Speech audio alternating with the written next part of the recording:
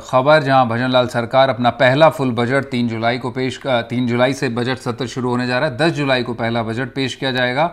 इसको लेकर सत्ता पक्ष ने तैयारियां पूरी कर ली हैं, तो विपक्ष भी सत्ता को घेरने की तैयारी कर रहा है। इसको लेकर हमारे सहयोगी ने संसदीय कार्य मंत्री और कानून मंत्री जोगाराम पटेल से बात की।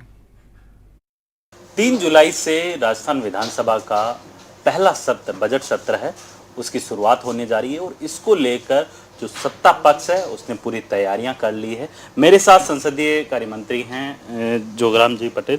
मैं उनसे बात करूंगा कि इस बार के सर जो विधानसभा सत्र स्टार्ट हो रहा है, एक तरफ विपक्ष पूरी तरीके से हमलावर होता हुआ नजर आ रहा है, क्या कुछ तैयारियां हैं सर? विपक्ष हमलावर हो ये हमारे लिए खुशी का विषय है, पर हम नम्रता से तथ्यों के साथ जनता के हित में, जनता के हितार्थ सारे तथ्यों के साथ उनका जवाब देने के लिए भी तैयार है। मेरा ये मानना है कि राजस्थान का पवित्र सदन हम सब के लिए बहुत बड़ी मर्यादित स्थान रखने वाला है। हम सब मिलकर के 7 करोड़ जनता की आवाज़ बुलंद करते हैं, जनता के हित की बात करते हैं, जनता के हित में निर्णय लेते हैं और मुझे पूर्ण विश्वास है कि हमारे प्रतिपक्ष के सभी साथी ऐसी सकारात्मक बातें रखेंगे, ऐसे सकारात्मक तथ्य रखेंगे, सरकार का ध्यान दिलाएंगे, जिस पर सरकार कार्रवाई करेगी और जनता के हित में निर्णय होंगे। मेरा ये भी मानना है कि हम सब के लिए ज़रूरी है कि हम मर्यादित भाषा का प्रयोग करें। सरकार के या अधिकारी से नाराज़गी होना स्वाभाविक है और उनकी अपेक्षा के अनुसार न होना भी स्वाभाविक है, लेकिन मर्यादा तोड़ करके जिन शब्दों का प्रयोग किया जा रहा है वो उचित नहीं है।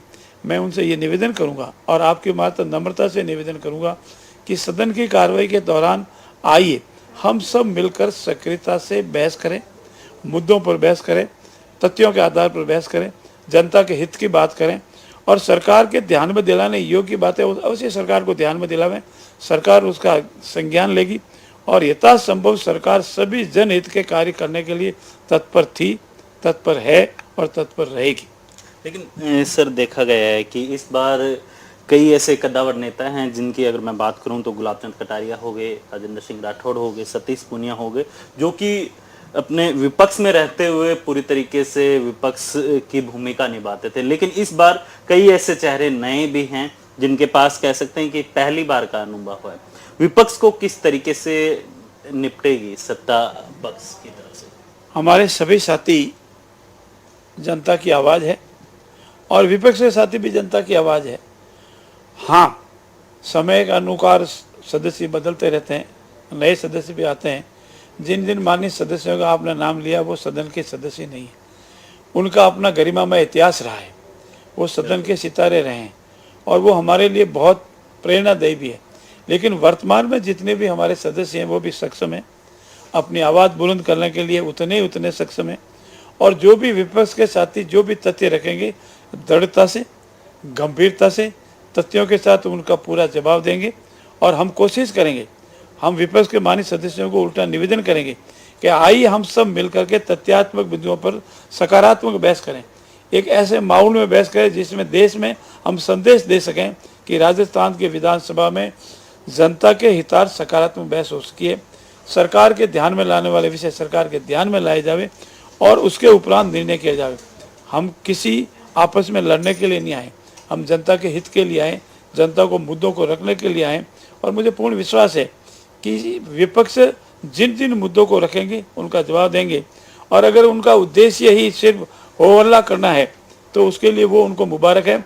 हम तो गंभीरता से, दृढ़ता से, तथ्यों के साथ जो हमारे संकल्प है उन संकल्प को पूरा करने के ध्येय से विधानसभा में रहेंगे और विधानसभा की गरिमा को भंग नहीं करेंगे, गरिमा के साथ आसन की बात को मानते हुए हर तथ्य का जवाब देंगे।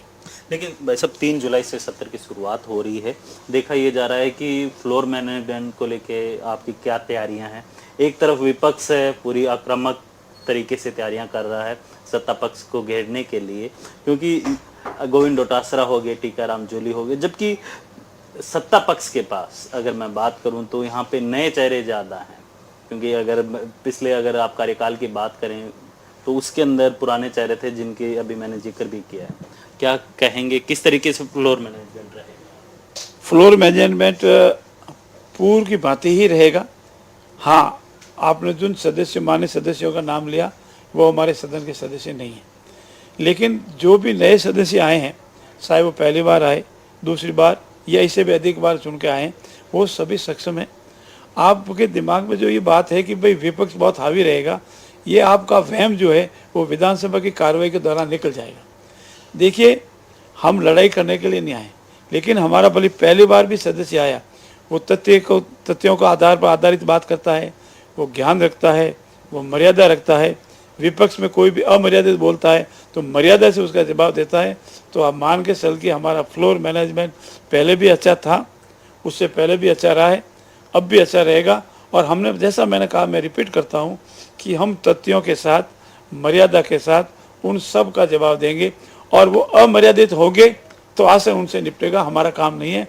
हमारा काम आसन के आदेश की अवहेलना करना नहीं है, और आसन की अवहेलना करेंगे तो वो उनको मुबारक है, हम नहीं करेंगे, ये मैं आपको विश्वास दिलाता हूँ। और हर तथ्य का जवाब, चाहे कानून से तथ्य है, चाहे किसी घटना दुर्घटना से संबंधित तथ्य है, राजस्थान के परिप्रेक्ष्य में, उन सब का दृढ़ता से हम जवाब देंगे। लेकिन भाई साहब, देखा गया है कि पिछली सरकार के अंदर कई ऐसे कानून लाए गए थे, जैसे गिग वर्कर्स को लेके कानून लाया गया था। इसके साथ साथ आप देखेंगे कि कई युवाओं के, जो कह सकते हैं, हितों को ध्यान में रखते हुए पेपर लीक वालों के लिए भी कानून लेके आए थे। आपकी सरकार क्या कुछ नया कानून लेके आएंगे? क्योंकि जिक्र ये भी है कि इस बार के सदन के कार्यकाल के अंदर धर्मांतरण को लेके भी एक कानून लाने की तैयारी है। सबसे पहले तो मैं आपने ये जिक्र किया, इसलिए बता दूं, हमारी वर्तमान सरकार आदरणीय भजनलाल जी के नेतृत्व में दृढ़ इच्छा शक्ति के साथ कार्य कर रही है। पेपर लीक वाला मामला आपने देखा, और जो आदरणीय भजनलाल जी ने, हमारे यशस्वी मुख्यमंत्री जी ने कहा था, वो करके दिखाया है। हमने जो जो संकल्प लिए थे वो संकल्प पूरे किए। चाहे नौकरी से संबंधित हो तो हमने 20,000 27,000 लोगों को नौकरी के प्रमाण पत्र दिए। सामाजिक सुरक्षा से संबंधित विषय है, पेंशन बनाना था तो पेंशन बढ़ाई। किसानों से संबंधित विषय है तो किसानों की एमएसपी बढ़ाई। किसानों को किसान सम्मान निधि के नाम से, मुख्यमंत्री किसान सम्मान निधि के नाम से पहली बार इतिहास में राजस्थान ऐसा पहला प्रदेश है, आदरणीय भजनलाल जी के नेतृत्व में हमने 2,000 रुपये अलग से किसानों को किसान सम्मान निधि के नाम से दिया, और उसका हमने नाम दिया मुख्यमंत्री किसान सम्मान निधि। बाकी सभी सेक्टरों में भी काम कर रही है, और ये भजनलाल सरकार है जो जितने वादे किए, जितने संकल्प लिए, उनको पूरा करेगी। और नया, जहाँ तक नया कानून लाने का प्रश्न है, अभी इस संबंध में विचार चल रहा है। अभी इस स्टेज पर कोई भी टिप्पणी किया जाना ठीक नहीं है। क्या नए कानून की, जैसे आपने बताया कि टिप्पणी करना उचित नहीं होगा, लेकिन धर्मांतरण हो गया, या फिर आप देखेंगे कि कई ऐसे जो राजस्थान के अंदर कई विषयों की वजह से राजस्थान को कह सकते हैं कि सुर्खियों में रहना पड़ा था, चाहे पेपर लीक हो या फिर अन्य मुद्दे हो। केंद्र सरकार कानून लेके आई, लेकिन क्या राज्य सरकार भी युवाओं के मुद्दों को लेके जिस तरीके से विधानसभा चुनाव में उतरी थी बीजेपी, तो क्या अब सरकार बन चुकी है तो इस बार क्या राजस्थान के, जो कह सकते हैं कि युवाओं के लिए कुछ रहेगा? जहाँ तक नकल का प्रश्न है, या परीक्षाओं में डमी बैठाने का प्रश्न है, या इसको एग्जाम को प्रभावित करने के विषय, इस संबंध में केंद्र सरकार ने अपने कानून बनाए और राजस्थान सरकार ने भी अपने कानून बनाए। उस कानून अभी तो पर्याप्त है, समय आवश्यकता के अनुसार इसमें परिवर्तन किए जाएंगे, चाहे धर्मांतरण से संबंधित हो या अन्य कानूनों के संबंध में। इस संबंध में सरकारी स्तर पर विशेषज्ञों से राय ली जा रही है, आवश्यकता है संबंधित व्यक्तियों से सलाह ली जा रही है, और उस सलाह के उपरांत सरकार अपना निर्णय लेगी। लेकिन इतना विश्वास दिलाता हूँ, किसी भी परीक्षा को अगर प्रभावित करने वाला कोई व्यक्ति होगा, चाहे वो नकल माफिया हो, चाहे वो डम्मी बैठाने वाला हो, या अन्य किसी तरह प्रभावित करेगा, उसको सख्त सख्त सजा मिलेगी, इसमें कोई दो राय नहीं। और आदरणीय भजनलाल जी ने, हमारी सरकार ने इस संबंध में सख्त कार्रवाई की है, और हिंदुस्तान में एक उदाहरण पेश किया है। 200 से अधिक प्रशिक्षण लोग भी आज जेल में गए हैं, और बड़ी बड़ी लोग भी जेल में जाएंगे जो इसे कहीं न कहीं संबंधित रहे हैं, जिन्होंने अपराध किया है। और जिन्होंने अपराध नहीं किया है, जो हमारे विद्यार्थी है, जो परीक्षा करके मेहनत करके पास होते हैं, उनको उनका परिणाम भी मिलेगा, उनको पारितोषिक भी मिलेगा। लेकिन सर, 10 जुलाई को बजट आने वाला है, और आपकी सरकार का कह सकते हैं कि पहला बजट है वो आएगा। राजस्थान की जनता को लेके क्या कुछ सौगात रहेगी? क्या कुछ इस बार के बजट में राजस्थान की जनता है वो उम्मीद लगाए हुए हैं? क्या कुछ? हमारा बजट हमेशा काश्तकारों के लिए, वंचित लोगों के लिए, महिलाओं के लिए, युवाओं के लिए, शोषित पीड़ित लोगों के लिए, गरीबों के लिए रहता है। और इस बार भी हमारा बजट इन सब के लिए, समाज के सर्वांगीण विकास, राजस्थान एक समृद्ध और विकसित राजस्थान बने, इस ध्येय वाक्य के साथ होगा। सभी पहलुओं को हम करेंगे। बजट से पहले इस संबंध में ज़्यादा कोई टिप्पणी करना ठीक नहीं है, लेकिन एक ऐतिहासिक बजट होगा, सर्वयशस्वी बजट होगा और जनता के हित के लिए आज तक जो बजट आए उन सभी अपेक्षा के अनुसार बजट होगा। लेकिन भाई साहब, अगर मैं पूरे इस सत्र की बात करूं तो ये कितने दिन का सत्र रहेगा? क्या कुछ इसमें खास होने वाला? ये समय समय पर सलाहकार समिति के निर्णय के आधार पर चलता है। हमारी तरफ से बजट सत्र इस जुलाई के अंत तक चलेगा। बजट सत्र के उपरांत भी सदन चलेगा, लेकिन कितने दिन चलेगा ये सलाहकार समिति के निर्णय के आधार पर कहेंगे। लेकिन मुझे पूर्ण विश्वास है करीब महीने, सवा महीने, 1.5 महीने तक चलने की संभावना है।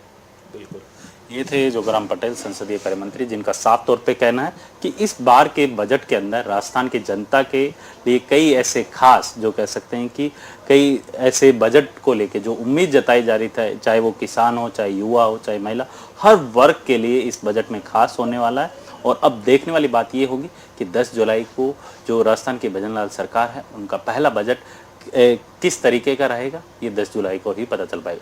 जयपुर से जसराज के साथ वीरेंद्र सिंह शेखावत, NDTV।